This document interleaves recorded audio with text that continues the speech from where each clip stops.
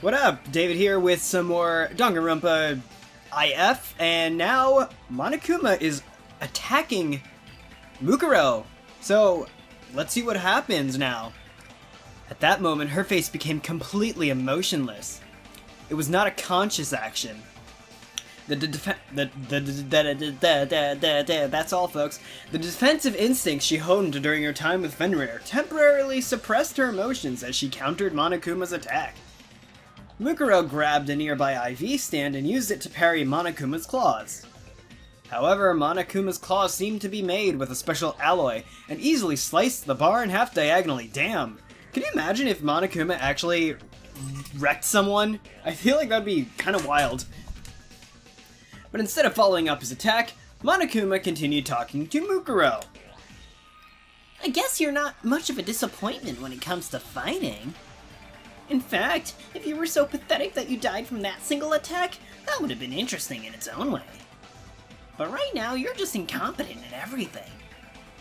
I'm sorry, said Mukuro. I couldn't help blocking your attack. But there's no way I can fight you, Junko. After all, I'm all you have. I'm the only one who understands you at all. Mukuro's words were riddled with endless dismay. The contrast between her usual stoic self and the way she was acting now was so stark, people might assume she had multiple personalities. It's true, it's quite interesting, actually. However, Monokuma just quietly stared at her. He was perfectly still, as if all his functions had powered down completely. But Mukuro continued to share her feelings. There's no way I can leave you alone. And then Monokuma broke his silence. But at that moment, a monitor in the nurse's office lit up, displaying a girl's face. Junko Enoshima. Oh, snap! At the same time, a voice completely unlike Monokuma's began to play from the speakers. Alright. Oh, God. Alright. I don't know what kind of mood she's in right now. I guess we'll go with, hey, Mukuro. Junko. It had been several days since Mukuro had heard her sister's real voice, though her face remained emotionless. Excitement sparkled in her eyes. However, it is that shine immediately dulled. I'm grateful to you, Mukuro. I mean it. Junko's voice sounded, if I'm emanating from the speakers, sounded very gentle and kind. Junko? I'm really sorry. I said so many mean things to you. I even tried to kill you earlier. And I was about to make you do something horrible just now. Even though I know about your feelings towards Makoto. You don't have to force yourself. Even if you didn't notice, it was totally obvious to anyone looking at you. You never cared about the class photos, but when Makoto said he was going to take one, you made sure you were facing the camera. And then Junko Enoshima, the ultimate despair, flashed a smile. A pure, sweet smile. On the monitor, she looked like a normal high school girl, teasing her older sister. And yet Mukuro could feel despair and anxiety encasing themselves around her. I always thought you should have tried... Okay, I always thought you should have tried hard to take pictures with Makoto. But I guess that's what makes you so disappointing. Still, even though you're disappointing and annoying, I still love you. Mukuro trembled upon hearing those words. I love you.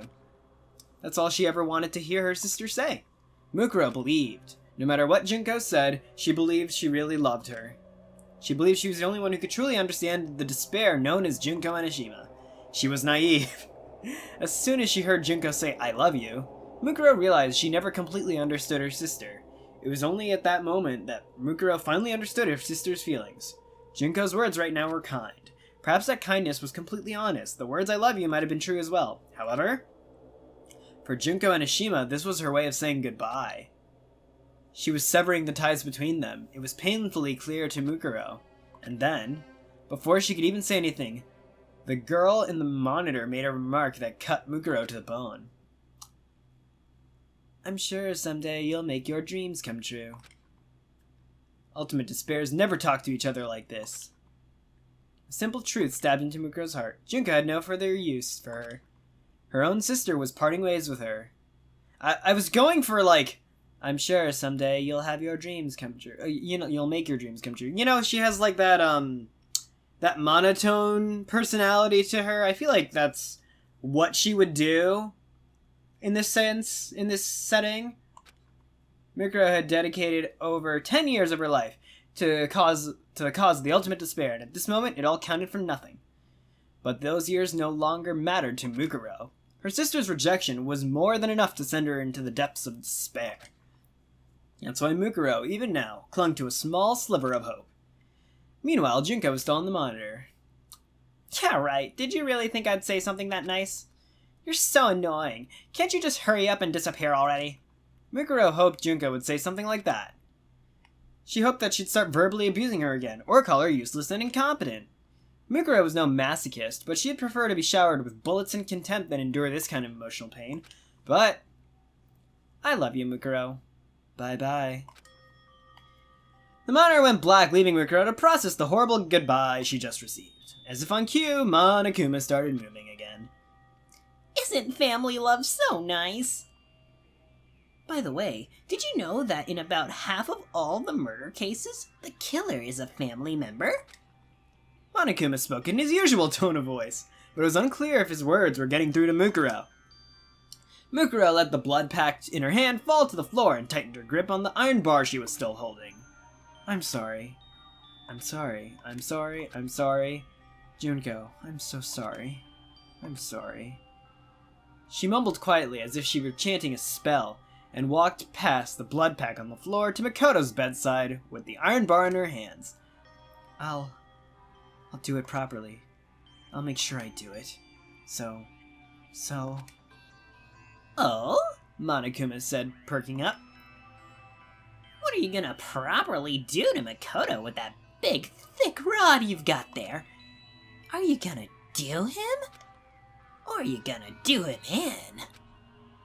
Either way, I'm starting to feel some heart-throbbing excitement. Pooh-hoo-hoo. Mukuro looked like she had been completely broken. Monokuma walked closer to her with eager anticipation. Suddenly, Monokuma's body silently floated into the air. Huh? With no expression on his face, Monokuma tried to see what had just happened to him. Oh, that was Monokuma. And in the blink of an eye, an iron bar ripped through his body. The tip of the bar, which had been cut diagonally earlier to a sharp point, went straight through Monokuma and stabbed into a surveillance camera. The lens was completely destroyed and that camera shot out sparks as it broke down. The iron bar was still stabbed into the surveillance camera as Monokuma dangled from the other end. He opened his mouth as if to say something, but only static came out. A few seconds later, his functions came to a complete stop. Without making a sound at all, Mukuro had kicked Monokuma into the air. As soon as Monokuma's power source and his bomb circuit had perfectly aligned with the surveillance camera in the nurse's office, Mukuro plunged the bar into all three of them. His power source, and his bomb circuit, and the surveillance camera. Huh. No normal human has the skill to utilize such a technique. That's really good. Not even an ultimate. All the hesitation within Mukuro had vanished. Her eyes sparkled like a panther stalking its prey at night. Ooh, Mukuro. A tense aura surrounded Mukuro, even more so than when she fought Sakura earlier. Ignoring Monokuma's lifeless form, she looked at Makoto as he breathed softly and remembered her sister's parting words. So this is despair, she mumbled to herself. I'm so sorry, Junko. I never really understood what despair was. She spoke without emotion, like a machine. Oh, okay. But it's going to be alright now. I finally understand. Hidden within her, passions begin to stir. So, I'll make sure that I make you happy, Junko. I'll make sure I fill you with despair. I'll save Makoto. I'll make sure the others don't die. I'll let them escape from this place. I'll deal with the people on the outside, too. Hey! Hey, you remembered me! I'm the Pope of Hope! Shut up, Nagito. Oh no! You invested so much time and killed so many people for the sake of this plan. And I'll destroy every last remnant of it. For you. This was not an act of vengeance towards the sister who had abandoned her. This was an act of mercy. stuck between the ultimate despair and the hope she gained from Makoto. Mukuro was being refined into something that was unlike despair or hope, and she had no way of knowing where her path would lead. Ooh! Chaos! I like it! Mukuro's a rogue now. I like it. Over 10 minutes had passed. Junko was just in her thing going like, "What the fuck? That Monokuma was expensive!" The sound of the students leaving the gym and making their way to the nurse's office rang throughout the hall. Genocide Jack continued to dodge Sakura's attacks with her tricky movements. But when Byakuya blurted out, "Enough already, you irritating pervert," Genocide Jack stopped in her tracks. Oh my. Getting chewed out by my bespectacled Byakuya is making my masochistic side get all tingly. They say the line between sadism and masochism is paper thin, but in this case, it's more like a Venn diagram. Words can't explain these hot waves of passion squirming from the top of my head to the tips of my toes. As she rambled incoherently about Byakuya, the other students tied her up with a microphone cable from the gym and locked her in her room. Half of the students stayed behind to keep an eye on her, while the rest left to search the grounds of the school. What are they gonna do? Unless Sakura's with them, they got no chance. Although it looks like Mukuro is not really trying to wreck anyone's shit right now, unless they get in her way. As soon as the door to the nurse's office opened, Kyoko saw a non-functioning Monokuma with a hole in its chest. The remnants of a surveillance camera. I see that surveillance camera. It looks pretty intact to me. As soon as the door to the... On their way there, the students had seen several destroyed surveillance cameras and scattered Monokuma bodies. Whoa! Mukuro! She's wrecking house. This was a clear violation of school regulations, but if Mukuro was allied with Monokuma, those regulations wouldn't apply to her anyway.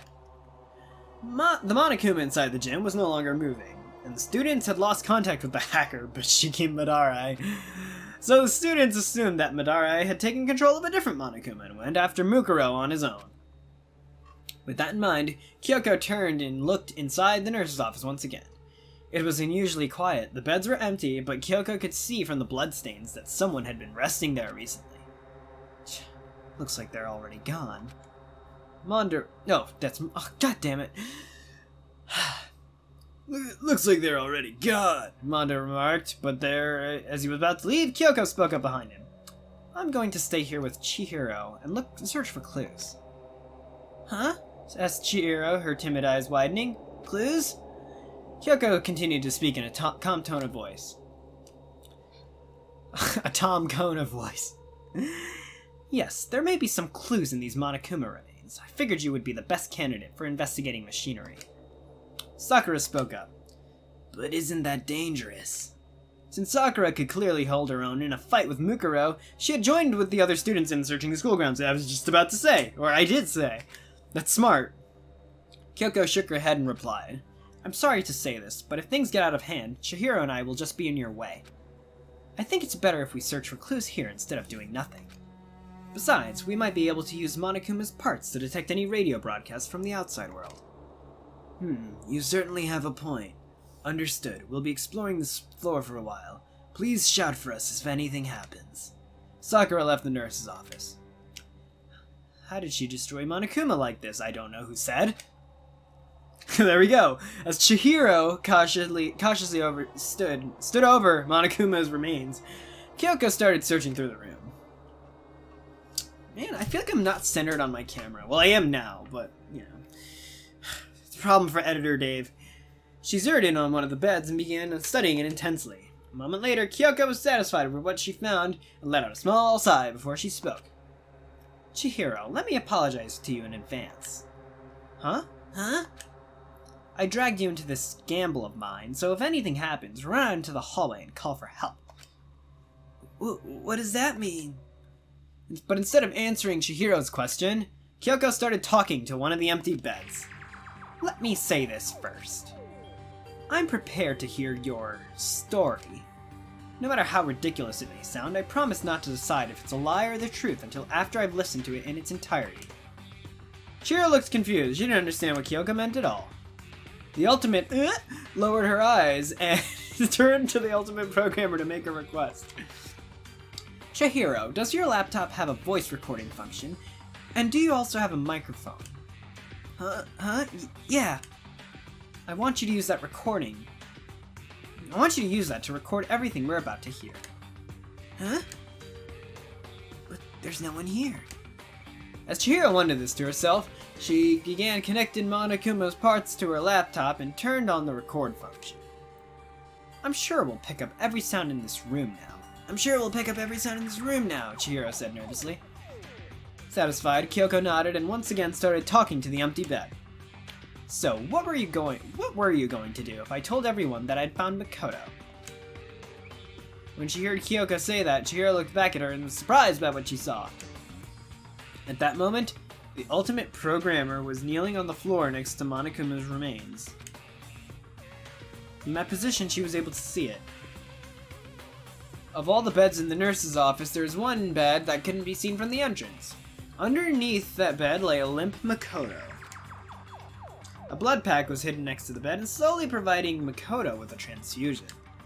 The contents of the blood pack were clear. Rather than blood, it seemed to be some kind of saline solution used in emergency hydration. Though it wouldn't be as effective as an actual blood transfusion, it was enough to keep him from going into shock. Though that was the extent of Michiro's medical knowledge, she was already surprised to see that Mukuro had been in the nurse's office this whole time. Not only that, but Kyoto wasn't talking to the bed that Mukuro was under, which sent chills throughout Chihiro's body. What the hell, David? However, there was nobody under the bed that Kyoko was facing. From the moment Chihiro noticed that, a voice rang out from underneath it. As soon as everyone's attention was focused on Mukuro, I was planning to take advantage of that opportunity to take someone hostage. As Chihiro cautiously lowered her head until it was nearly touching the floor, she was able to make out who was talking. Suddenly, the person hiding there was clinging to the surprisingly, person was clinging to the frame of the bed. Oh, look at you, stealthy girl. Like a ninja clinging to the ceiling. Yes, Mukuro is a ninja. They doing it right. A modern ninja.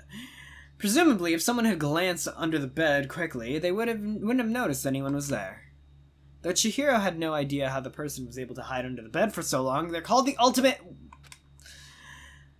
She could at least understand that their strength was beyond normal human levels. There was no question that the hurt person hiding under the bed was Mukuro Ikusaba. But you pretended not to notice. Why? Mukuro's voice was as cold as ice, but Kyoko didn't even flinch as she had responded. Because I wanted to hear your side of the story. I knew you were hiding under that bed. Compared to the others, the frame was slightly more pronounced. Chihiro tried comparing the beds, but she couldn't tell the difference at all. Only Kyoko's natural observation skills could let her see something like that. Mukuro came to a similar conclusion, and appeared from under the bed without making a sound. Her face was stoic and cold. Compared to the bomb inside Monokuma, Chihiro thought she was even more terrifying. However, Mukuro ignored Chihiro and shifted her gaze at Kyoko. She leaned against the wall and let her arms fall to her sides as she threw out another question.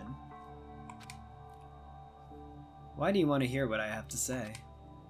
Kyoko thought about this simple question for a while, as if she were searching within her own heart for the answer. If I have to provide an answer, it's because I wish to remain neutral. Kyoko quietly looked down. They're really similar, actually. And now that I see them in the scene together, I was like, Mukuro and Kyoko are actually kind of similar. In some ways. I'm currently missing most of my memories. I don't know who I am or what talent I had before being accepted to this school. She could hear Chihiro gasp behind her, but Kyoko didn't mind and continued. But even so, I believe I should listen to what you have to say. Regardless of whether you're good or evil, I must hear all the facts in order to know the truth. Good and evil don't matter. I'll come to a conclusion based on what I see and hear. I think that's the methodology that's been instilled into me. I see. I completely forgot you were like that, Kyoko. But before I listen to what you have to say, I'd like to ask you one question first. What is it? Mukuro's reply was completely emotionless. Kyoko... Oh, she said, "What is it?" Okay. Kyoko presented her question as if she were asking it to herself as well. What was my talent that allowed me to attend this academy? The answer to that question was simple. Kyoko, you're the ultimate detective. An answer marked a turning point for both girls. Thank you. I have a better understanding of the situation now. that was so easy. She doesn't figure it out until way later, right? She just realizes that she is, without anyone telling her, right? When she and Makoto are down, that's when she talks to him about it. Kyoko slowly raises her head and presents the theory. Sorry, I got trapped in present tense. If my memory loss wasn't just a coincidence, then your group has the ability to erase people's memories. With that in mind, if we take into consideration the situation that unfolded in the gym earlier, I can only come to one possibility. Possibility? Yes. What you said to Byakuya when he thought you were taking Toko hostage. You claimed that they met 2 years ago. It's possible that that might actually be true. The fact that Makoto called out Mukuro's name. The fact that the things that Mukuro confirmed and denied. Genocide Jack's outlandish claims. These key factors that Kyoko noted using her special observation skills were converging into her mind to form one answer. It's possible that Byakuya and Toko's memories were also erased, like mine, but I don't think their circumstances are quite the same. But if our memories can be controlled so freely, it calls into question whether the day Monokuma appeared was really the same day we entered the academy.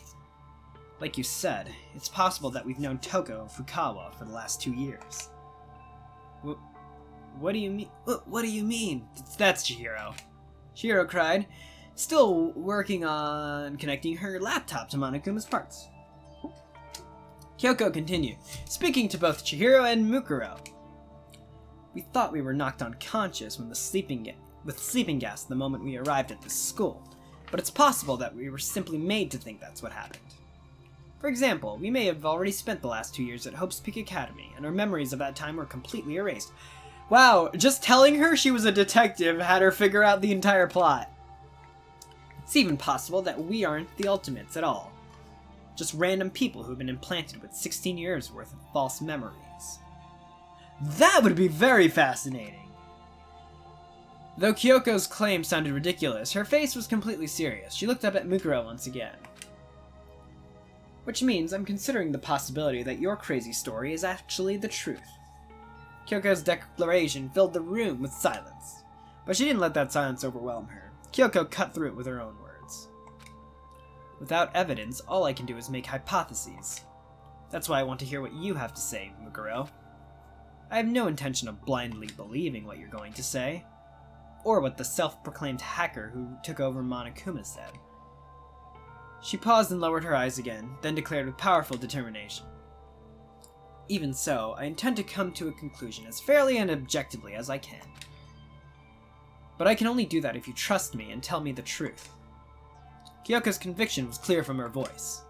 Mukuro's eyes narrowed slightly, and a tapestry of emotions flashed across her face as she looked towards Kyoko.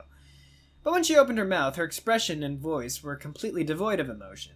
Thank you for the direction! That's right. I completely forgot you were like that. Mukuro repeated this to herself softly, and then faced Kyoko and declared, That must be why Junko took care to erase more of your memories compared to the others. Very well. I'll tell you everything. And after Mukuro placed Makoto back onto the bed, she began to mechanically tell a story. The story of a girl who wanted to fill the world with despair. A girl who felt truly happy when she was filled with despair, who only felt truly happy when she was filled with despair herself. A plan for despair that began 2 years ago, or perhaps even earlier than that. How the world was currently ruled by despair itself. Mukuro provided a brief summary of everything she knew about the plan. That's why it sounded even more outrageous than Kyoko had expected. And through her story, Kyoko was able to learn the truth about herself. Who she is and why she came to the academy. The fate of the academy's real headmaster. Kyoko's father. As she listened to Mukuro's story, Kyoko remained silent the whole time. Her face went blank when she learned about her father had died. Perhaps her memory loss and the absurdity of this situation helped lessen the impact somewhat. But there was no guarantee Kyoko would even believe her story. As Mukuro finished speaking, Kyoko stayed silent. With her unrivaled mental prowess, she was able to listen to Mukuro's story without interrupting her or dismissing it as nonsense. Mukuro continued. You don't have to believe me. After all, any pictures could prove my story are with Junko. All I can do is talk. After she said that, Mukuro silently walked towards the entrance to the nurse's office. When she arrived at the door, she spoke again without turning back. But even if you don't believe me, you still listened to everything I had to say, so, Kyoko, Chihiro, thank you. After apologizing in such a strange tone of voice, she turned to the bed where Makoto lay, breathing weakly. I know I read it, but when I heard myself say it, it's like Makoto takes a breath once a week. You know what I'm saying? I'm going insane. Make sure Makoto stays rested. When he wakes up, make sure you give him some sports drinks from the dining hall or supply room. To drink. What? Please. I could have delivered that better. Of course, but what are you going to do now? Mukuro straightened herself up. Despair. Eh? I need to make Junko feel despair. Mukuro continued mumbling to herself as she opened the door. There's nothing else I can do. No, there is something you can do. Mukuro stopped walking as Kyoko spoke firmly. Regardless of whether Monokuma is really Junko Enoshima or Bashiki Madarai, if you're dealing with him, he won't be able to lay a finger on Makoto. I don't fully trust you, but if you're really concerned for Makoto's life, I'm willing to work with you. Unlike Bashiki, who probably already abandoned him. Right? I'm sorry. I don't really work well with others. Mukuro looked away, then bowed her head as she left the nurse's office. But, I'll do my best. The doors closed and Mukuro was gone. I'm sorry for involving you in something so dangerous, Chihiro. As she continued to organize the vast amount of information that Mukuro gave her, Kyoko turned to Chihiro, who was still working on Monokuma. As she trembled with fear, Chihiro slowly looked back at Kyoko. Kyoko, about what Mukuro said just now. Chihiro's face turned pale as she struggled with her words, and Kyoko tried to calm her down. We can't determine if anything she told us was true or not. There's no need to be afraid. Chihiro shook her head and returned to looking at her laptop. I think she's telling the truth. What are you basing that on? Well, it looks like Monokuma is really being controlled from the outside. Part of Monokuma's system had been connected to Chihiro's laptop, and when she was analyzing the data within its control system, she wasn't analyzing the data, and it was then that the ultimate programmer noticed something unusual. This control program, I thought it would be another year before this system became fully operational. Chihiro started trembling so much that she couldn't continue speaking. We can't confirm that, said Kyoko, proposing another possibility to avoid jumping to conclusions. It's possible that a similar program was being developed in secret, but Chihiro adamantly shook her head and said, No, that's not it. It just looks really familiar to me. Kyoko looked over Chihiro's trembling shoulders to peer at the screen, and that's when she noticed this program. Chihiro, did you create this? All the ultimate programmer could do was nod weakly. Interesting. Ooh. Oh, Mukuro continued moving forward and was fortunate enough to not encounter Sakura or Mondo. I feel like Mukuro could wreck Mondo. Mondo probably can hold his own in a fight, and I'm sure he's got a capacity for violence, but I don't know if his style. I feel like Mondo would be more of a brawler, which I think someone like Mukuro could run circles around. Sakura, I feel like, would be more of a threat if Mukuro doesn't have tools. So, interesting. But I'm gonna leave it off here. Thank you so much for watching. I can't wait to see what Mukuro does now. I'm starting to like how this is developing. So now Mukuro's on a mission. She's the Terminator, which is, you know, I'm a fan. I'm a fan. And Junko is probably like cursing up a storm right now, or she's touching herself because she's, you know. So I'm gonna end it off here, and we'll see what happens in the next episode. So, with that said, thank you so much. Make sure to like this video if you like this video. Subscribe if you haven't. Smack the bell so you never miss a thing. Consider supporting on Patreon. Thank you, Blade Cross, for supporting me on Patreon, and I'll see you all in the next one. But now, this is Dave out. Peace out. Later.